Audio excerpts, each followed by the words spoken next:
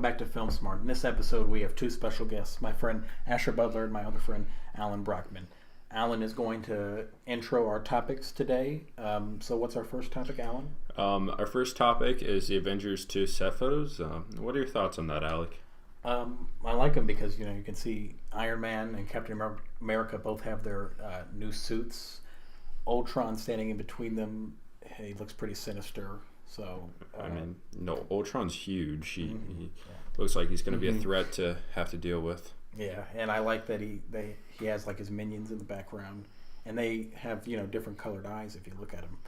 I guess that's their way of showing that they're different. Maybe, I don't know, but I like it. I think it looks cool.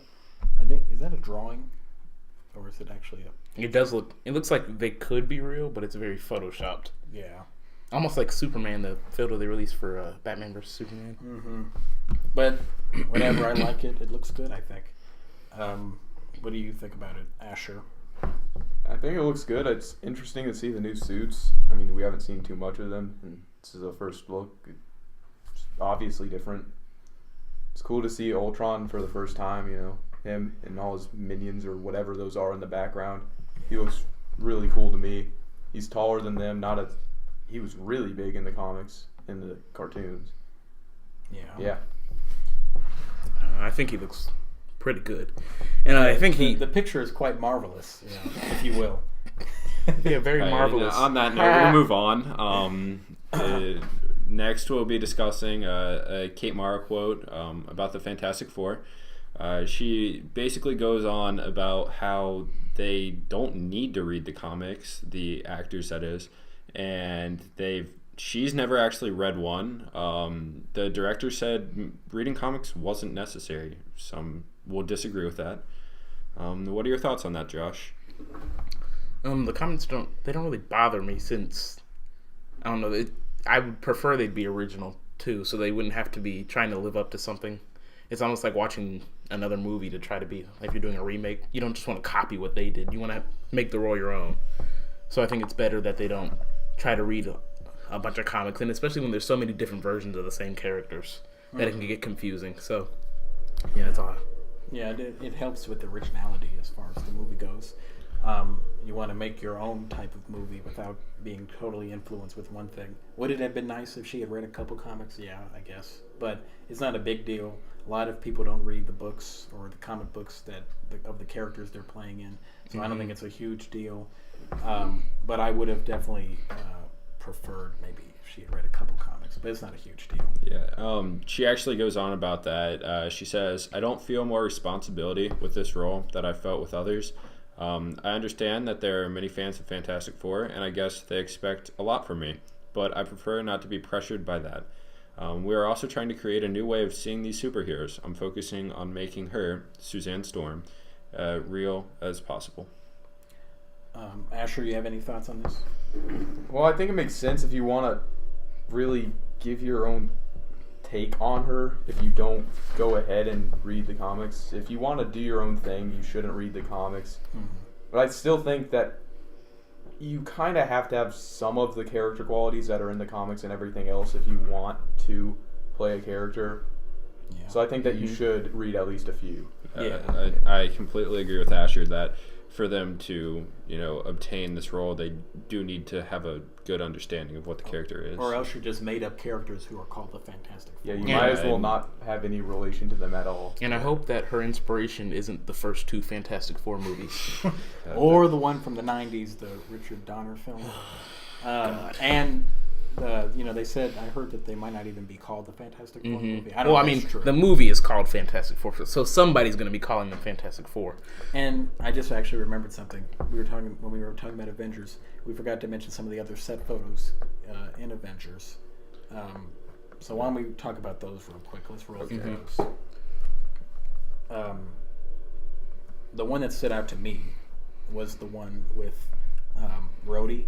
I like that one because there was some speculation about a party scene, a month ago in the beginning of the movie, and they said Rhodey was going to be in it. It was going to be after some big battle.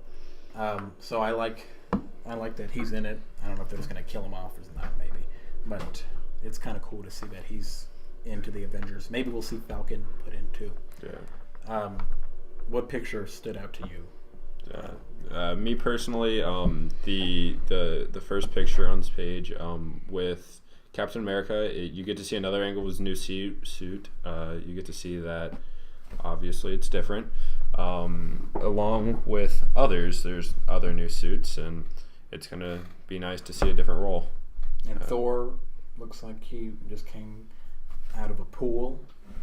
Yeah. Really looks really wet. And he looks skinny. Quicksilver. Yeah. Oh, Quicksilver. Quicksilver. Let's get to the worst picture. So there's the picture of Quicksilver, which I feel like we might have seen before. Yeah, we've seen him on set. Yeah, and It looks like he's wearing a shirt that they got on sale at Dick's Sporting Goods. Yeah, it's a little tight. Ugh. It's very tight. no, it's not a little tight. It is tight. It's too tight. Yeah, it looks very bad. I mean, Elizabeth Olsen as Scarlet Witch looks fine. She looks like she's in the modern era because Scarlet Witch's costume in the comics is very unrealistic. And I think she'll actually probably get a costume because that's not a costume. That's just clothes. Yeah. She just looks like a hipster, basically. So they're going to give her a costume. It just won't be the one in the comics that's ridiculous. What is going on with Quicksilver's hair there? Oh, yeah. Just for Men, touch of gray. He's trying to get the whole older man look, I guess. Not too old.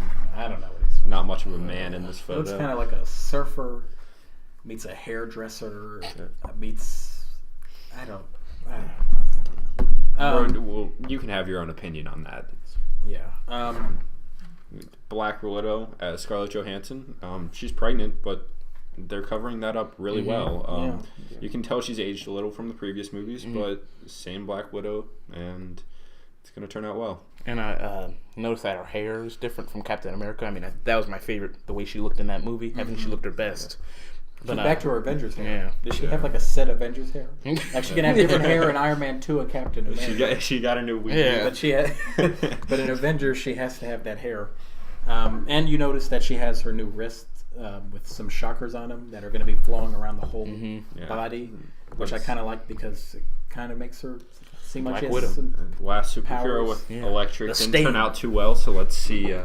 Electro, garbage, yeah. Amazing Spider-Man 2. Okay, yep, we can get off it because that's- I really don't want to talk about that. No, yeah, we don't want to go on a rant. There's the picture. What do you guys think about the one with Bruce Banner and Tony Stark together in their science room? I think they're really playing up that whole relationship that everybody goes to, the little science bros or whatever, that whole thing with them loving each other or whatever. It's really weird. But in the comics, I think, I thought they hated each other in the comics.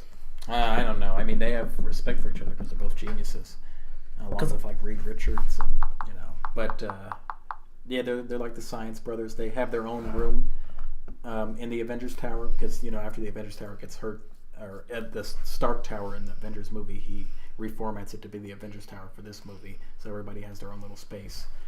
But yeah, it looks. The picture looks good.